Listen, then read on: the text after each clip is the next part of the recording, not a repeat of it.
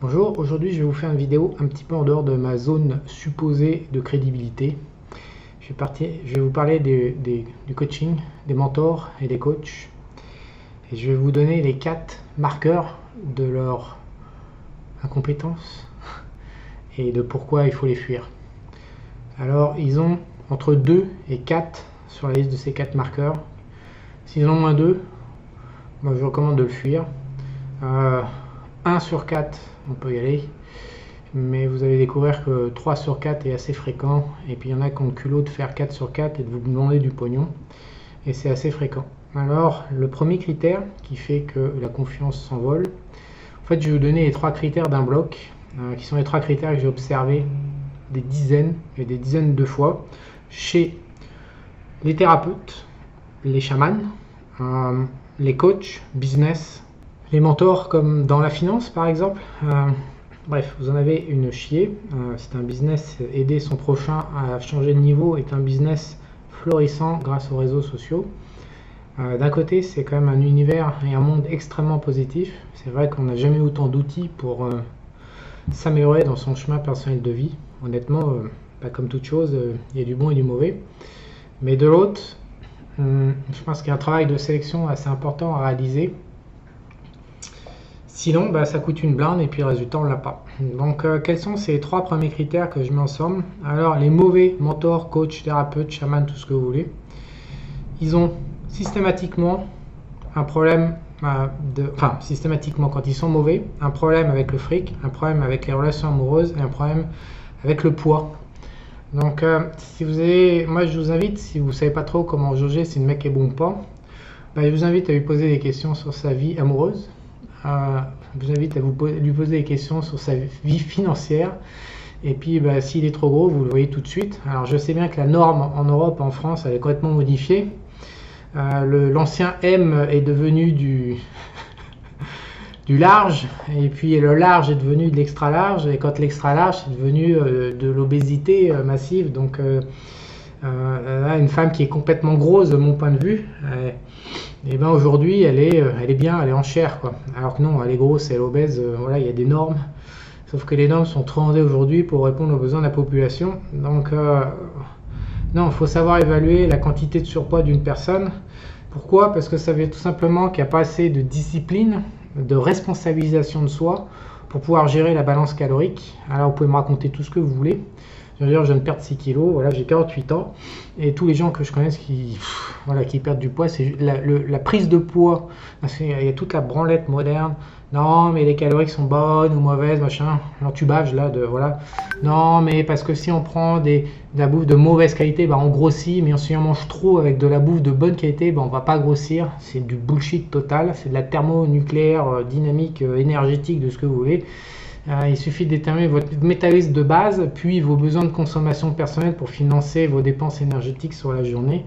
Et puis après, soit vous êtes au-dessus, puis vous grossissez, soit vous êtes en dessous et vous maigrissez. C'est aussi basique que ça. Donc quelqu'un qui est en surpoids, c'est quelqu'un qui ne maîtrise pas son équation calorique. Ce qui peut paraître quand même un petit peu paradoxal quand on a la prétention d'enseigner aux autres à s'améliorer alors qu'on ne maîtrise pas la balance calorique. Et le b.a.-ba, en fait, c'est un petit peu le truc reptilien, maman, papa, à l'école, faire popo, caca, et puis pipi, et puis manger, quoi. Donc ça veut dire que le circuit la petite enfance est niqué. Donc à partir de là, aller apprendre, je sais pas, c'est comme aller apprendre la bourse avec un boucher du coin qui a lu 3 livres aux États-Unis et puis qui lance, qui s'impose. Ou aller apprendre du tennis de compétition auprès, je sais pas moi, d'un pâtissier quoi. Enfin, je veux dire, il y a un moment, non, on peut pas comme ça. Il y a des règles, des fondamentaux pour sélectionner la pertinence et la valeur d'un humain. Et la balance calorique, c'est important. Quelqu'un qui ne maîtrise pas sa balance calorique, la confiance peut être envolée. Donc, à côté de ça, les relations amoureuses. Alors, c'est un petit peu violent. On sait que 99% des couples à horizon 10 ans de vie de toit commun sont mortes ou quasi mortes, c'est des relations zombies. Donc aller voir un coach et lui reprocher d'échouer un jeu où il y a 1% de probabilité de réussir, c'est un petit peu violent. Mais en même temps, si le coach, là, il est spécialisé en relations amoureuses, s'il est spécialisé en je sais pas quoi, en développement personnel, en psychothérapie, en chamanisme, etc., voir qu'il foire, il n'est pas capable de baiser des gonzesses, il est incapable de stabiliser il parle d'amour et puis à côté de ça il a divorcé, enfin, je veux dire, on peut enseigner ce sur quoi on a réussi dans la vie, mais aller enseigner ce sur quoi on n'a pas réussi et utiliser les clients comme recherche et développement pour améliorer ces techniques, parce que c'est de ça qu'il s'agit en fait, en vérité. La plupart de ces mentors et coachs ne sont pas opérationnels et financent leur acquisition via l'acquisition de cas de figure, d'occurrence, sur des patients, clients, tout ce que vous voulez, à qui demandent de l'argent. Donc moi, en termes d'éthique, je suis un petit peu dérangé encore une fois. Mais moi, je vous conseille en tout cas d'être dérangé aussi. J'ai fait une vidéo qui a bien marché, qui était, je vous mettrai le lien si vous voulez la revoir, mais qui expliquait la règle que j'ai jamais breakée en l'espace de 12 ans d'expatriation, qui consistait à miser sur le top 1% et non pas le top 20% des humains. C'est pareil, il vaut mieux voir 20 coachs et foutre à la poubelle que de s'arrêter avec un alors qu'il est médiocre et puis perdre son temps, perdre son énergie, perdre son temps de vie déjà et puis son argent. Voilà, donc à un moment il vaut mieux être dur au départ sur la sélection. Et à côté de ça, vous découvrirez que invariablement, ces mêmes mecs qui ont des problèmes à baiser, à aimer, à gérer leur énergie et leurs calories, invariablement ils ont des problèmes de pognon, ils vivent chichement. Alors là ils ont tout un tas de théories pour nous expliquer pourquoi ils vivent chichement, mais c'est pas très convaincant. À partir du moment où on est bon, vous savez comme moi sur cette terre qu'à partir du moment où on est bon à quelque chose, les millions affluent. Alors est-ce que l'argent est un critère pour valoriser et déterminer la valeur d'un être humain sur un plan professionnel? Ma réponse, oui, bien sûr. Aujourd'hui, honnêtement, un mec qui n'est pas millionnaire, je parle en cash sur son compte ou en asset, mais je ne parle pas d'asset avec un emprunt, je parle d'asset cash détenu en direct. Si le mec n'est pas millionnaire, alors certes il faut du temps, certes il y a l'héritage qui a introduit des variations dans l'évaluation des gens. Donc, mais quelqu'un qui n'a pas accumulé 1 million sans héritage, sans rien, ça veut dire que quelque part il n'est pas super bon, parce que s'il est vraiment super bon, le fric finit vraiment par arriver dans ce monde. Il y a tellement de demandes en perfectionnement, la compétition entre humains est violente, il y a tellement de demandes. Donc quand quelqu'un détient des clés, ça a de la valeur, et la valeur ça crée une rente, et la rente au bout d'un moment ça dépasse le million. Donc quelqu'un a des problèmes de pognon et qui s'explique que non, l'argent c'est pas important, vous connaissez toutes les phrases, ça fait pas le bonheur, et voilà. Moi je dis, ouais, écoute, garde ton baratin, je vais aller voir quelqu'un d'autre. Donc j'ai trouvé cet article, coaching, mentoring, découvrir la différence entre les deux, truc qui sert à rien, je vous dis franchement. Voilà, définition, orientation, alors le partenaire de coach, relation mentoring, c'est relation plus informelle. C'est de la branlette en fait. Le besoin, c'est que vous avez un besoin, voilà, soit vous avez un domaine de compétences à acquérir, soit vous voulez grimper dans un domaine précis, la vie perso, la vie pro, le pognon, le machin, je sais pas, passion, le sport. Je sais pas quoi vous dire en fait, c'est toujours la culture française. Moi je suis paumé maintenant, je suis plus adapté à la France. Je vous rappelle pour certains qui ne voient pas toutes mes vidéos, je suis parti en 2009, donc là on arrive à mi-2022, donc je suis à 95% en zone anglais, je n'ai pas parlé, à lire, à arriver en anglais, donc là, effectivement j'ai une rupture avec la culture française, efficacité, développement, le machin, les interactions, je ne comprends pas tout ça. Pour moi il faut rester focus, on a un problème, on le définit, on cherche une solution, il faut enlever tous les jugements, les théories, les machins de la France. Et je vais donner mon 4e critère pour repérer les mentoring et les coachs qui sont vraiment à éviter. Ce 4e critère, c'est qu'ils vous font des promesses pour essayer de vous vendre leurs produits, et ces promesses sont fausses. Ils les tiennent jamais, mais c'est surtout que la promesse qui est faite ne correspond pas à ce qu'il est nécessaire de faire pour vous résoudre votre problème. Alors à quoi ça ressemble cette chose-là? Alors par exemple en thérapie, en chamanisme, en énergétique et tout le bordel, comme ce sont des gens, 99% du temps, qui viennent de la structure mentale, voilà, donc ils étaient enfermés, peut-être dans les parents introjectés, ou un enfant, puis ils étaient immatures, donc ils ont monté peut-être un parent mature au milieu, mais la plupart du temps ils sont vraiment enfermés dans la structure mentale. Et puis un beau jour, grâce à la vie, je sais pas, une maladie, un accident, de la méditation, tout ce que vous voulez, ils finissent par atteindre la conscience de l'âme, et donc ils sont tous en train de se branler avec l'éveil de conscience. Et il vous explique que si vous, à votre tour, vous allez vous éveiller sur votre conscience, vous allez résoudre tous vos problèmes de structure mentale, d'interaction avec la réalité. C'est du pur bullshit. mais du pur bullshit. C'est pas parce que vous éveillez dans la conscience que vous allez résoudre tous les problèmes de l'ego. Il n'y a pas de connexion à la matière, à la réalité, sans avoir un ego qui fonctionne. Sans avoir nettoyé donc toute la partie familiale récupérée par l'ADN, donc tout ce qui est pas introjecté, et puis de la norme, donc tout ce qui est norme du pays, de votre famille, et puis de l'autre côté, avoir un enfant libre. La plupart des enfants à terre des gens ne sont pas libres aujourd'hui, c'est un carnage. Comme vous le savez, moi, les enfants libres, c'est ceux que je défends en premier, même si j'ai bien conscience qu'un enfant libre fait plein de conneries, qu'il a besoin d'avoir un parent autour de lui mature pour quand même éviter une partie des conneries. Mais je préfère quelqu'un qui fait des conneries depuis son enfant qu'un pauvre gars paumé avec sa vie spoliée par ses parents introjectés et qui comprend rien et qui va défendre une mère qui l'a pondu à 30 ans. Et là, on se retrouve avec un mec qui est une serpillière, serpillière du socialiste, complètement efféminé. Donc moi, je pense qu'il vaut mieux être un enfant et faire des conneries. C'est mon opinion personnelle. Et la plupart des enfants, je sais qu'ils détestent ce que je suis en train de dire et qu'ils préfèrent être une serpillière et refléter leur mère intérieure, qui a tout pouvoir en eux et qui est spoliée. Très bien, pas mon problème. Ce que je vous dis juste, c'est que si vous voulez faire du blé, vous amuser, une vie amoureuse ou sexuelle ou sportive ou tout ce que vous voulez, ou même notoriété avec les réseaux sociaux, et à un moment ou à un autre, il va falloir se connecter à la réalité, c'est-à-dire qu'il va falloir concrétiser. Pour concrétiser, il y a besoin de la structure, il y a besoin de l'ego. Et tous les spirituels, depuis qui touchent l'âme, qui se branlent dans leur monde, eux, ils disent « Ah non, c'est la dualité, ego, spiritualité, et donc l'ego est mal, la fin de l'âme est parfaite, etc. » Et donc, ils butent leur ego, ce faisant. Les 3 marqueurs principaux qui sont grosseur, excès de poids, pas de baise et puis pognon, immédiatement ça va pas, tout simplement parce ils regardent le monde depuis l'âme, et l'âme elle est parfaitement incapable de s'adapter sans la structure mentale. Donc obligatoirement vous vous retrouvez avec des gens qui font des promesses qui sont foireuses. Alors c'est pas que dans le développement personnel, vous pouvez prendre la finance. Un coach, finance ou mentor, excuse-moi parce que je vous rappelle, là, il faut faire vachement gaffe, c'est super important de séparer coaching et mentoring. La grosse branlette là. Donc un coach mentor dans la finance, le mec est super balèze. Imaginez, il est et coach et mentor, il fait les deux. Bref, dans la finance, ce mec là, comment vous savez s'il fait une promesse ou pas? Je pourrais vous montrer sur mon YouTube, c'est con ça, j'ai des vidéos. Il va vous promettre un taux de réussite super élevé sur les opérations, ce qui est littéralement impossible en bourse. Le seul moyen de gagner durablement en bourse, c'est d'avoir un rapport gain moyen, perte moyen par rapport à un taux de réussite qui soit gaulé de telle manière que vous avez une création de valeur à long terme. Sinon, c'est impossible de gagner en bourse. Voilà, c'est aussi simple que ça. Donc, le mec qui commence pas par vous expliquer ça et qui base toute une stratégie d'investissement dessus, c'est un mec qui vous fait une promesse qui va forcément vous péter à la gueule. Et je vous dis pas que après il n'y a pas le chaos des 1 ou 2% des signes noirs qui va pas buter pendant 6 mois ou 1 an, ce que les clients acceptent jamais. Ils acceptent jamais d'avoir tort sur les marchés financiers comme ça pendant 1 an, alors que mécaniquement quand on connaît la nature réelle des marchés financiers, c'est quasiment obligé de passer par des périodes qui durent de 6 mois à 18 mois où les stratégies merdent. Et puis à un moment, il n'y a aucune stratégie qui marche, comme en 2022 où on a de la déflation sur l'ensemble des assets.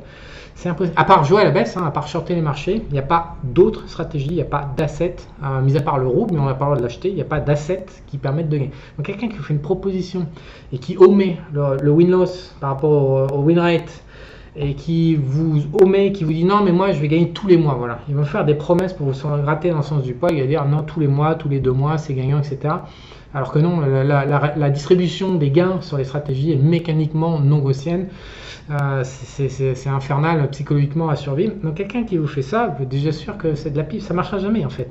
Et si vous croyez que sur les marchés, on peut gagner tous les mois, oui, certains day traders au prix de 7-8 heures de travail ardu derrière les écrans chaque jour, mais avec des aptitudes et psychologiques et mentales et émotionnelles certaines que 98% des gens n'ont pas. Oui, certains day traders ont une régularité des performances. Mais alors dès qu'on s'écarte du day trading, dès que vous commencez à porter des positions sur plusieurs jours, je vous garantis que la non-linéarité des gains, c'est la norme. Et puis vous pouvez, si ça vous emmerde, faites pas de la bourse plutôt que écouter les gens qui vont faire une promesse de linéarité des gains. Mais ça va encore plus loin, donc on en a dans des gens qui vous nient l'équation calorique et puis le métabolisme de base et puis la calcul de la consommation journalière du corps par rapport à vos activités. Donc si vous cliquez sur une souris, ça vous allez consommer 300-400 calories. Si vous marchez 20 000 pas comme on peut faire, en plus en montant des pentes et en descendant comme un cinglé sur la ferme où je suis maintenant un quart de mon temps, là effectivement des séances à 20 000 pas, on est sur un domaine, on est sur de l'ordre d'une dépense énergétique de 1000 calories de plus que la norme par jour. Donc quand je suis derrière un ordinateur, donc si je continue à manger comme d'habitude, évidemment là je maigris et c'est comme ça que j'ai maigri depuis 4 mois. Mais toute personne qui vous fait une promesse autre que celle-là à la base, quelqu'un qui est en train de vous mentir, il vaut mieux le fuir. Après dans le business, j'ai fait une formation d'ailleurs qui est un petit peu à l'arrêt en ce moment, que j'allais chercher. Ça, c'est un ancien regroupage de formation et j'ai prévu de faire des mises à jour. Et ces mises à jour, pour l'instant, n'ont pas été publiées. Je sais que j'ai encore 6 mois pour les faire, mais voilà. Dans cette formation, pas mal de gens m'ont écrit, accrochez-vous bien, parce que ça montre bien à quel point notre monde est détraqué, à quel point c'est important de comprendre cette vidéo. Beaucoup de gens pensent qu'il y a des secrets. Voilà, il y a des secrets pour s'enrichir, pour devenir riche, pour être bon en business, pour... devenir millionnaire via du business online, via de l'immobilier, via tout ce que vous voulez. Donc cette formation, elle est totalement basique. Je rappelle juste la base, qui est qu'une entreprise, ce que c'est qu'une entreprise et comment on gagne de l'argent, et qu'il n'y a pas de secret en fait. C'est juste une question de marge, de produits, de clients, etc. Il y a une équation à mettre en place. Elle est universelle. Elle était là il y a 50 ans, elle sera là dans 50 ans. L'entrepreneuriat dans un monde capitaliste, je sais qu'on n'est plus dans un univers capitaliste aujourd'hui, dans un univers socialiste, mais quand même certaines entreprises parviennent à continuer à fonctionner dans un univers socialiste, et donc l'entreprise à la base capitaliste a toujours la même règle de base pour générer de l'argent. Et donc les gens sont extrêmement surpris parce qu'ils ont été chercher, justement, ils ont écouté les coachs, mentors et tout ce que vous voulez, qui leur ont vendu des programmes à 1000, 2000, 3000 balles, avec des secrets de business et des secrets pour s'enrichir et des machins et du truc et j'en passe. Et puis en fait, à la fin, c'est juste comprendre le mécanisme de création de marge dans une entreprise, et deux, exécuter des tâches, donc gérer quelque part son temps perso et productivité.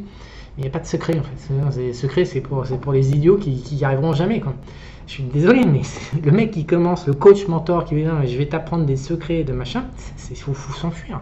Il faut s'enfuir parce que c'est pas un savoir. On ne devient pas riche en sachant, on devient riche en agissant, donc en se connectant en réalité via son ego.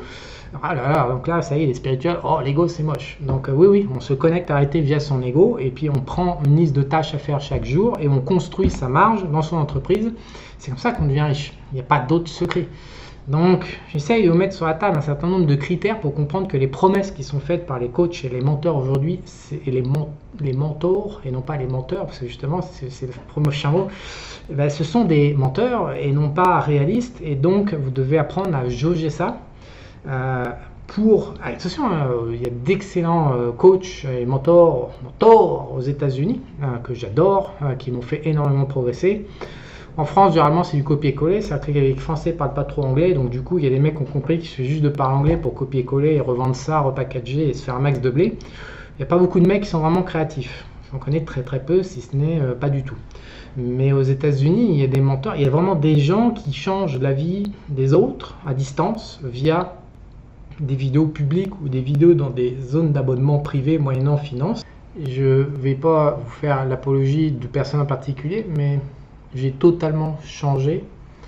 Mes zones de compétences se sont surdimensionnées grâce à ces Américains. Donc je ne suis pas en train de vous déglinguer le métier, encore une fois, de mentor. Il est vraiment utile. Moi, je sais que également j'ai des centaines et centaines de témoignages de clients d'Esprit Argent qui me disent, alors moi ça me paraît toujours un peu bizarre parce que je l'ai fait pour moi, et quelque part peut-être ma zone de compétence c'est le changement, le grimper vers le haut.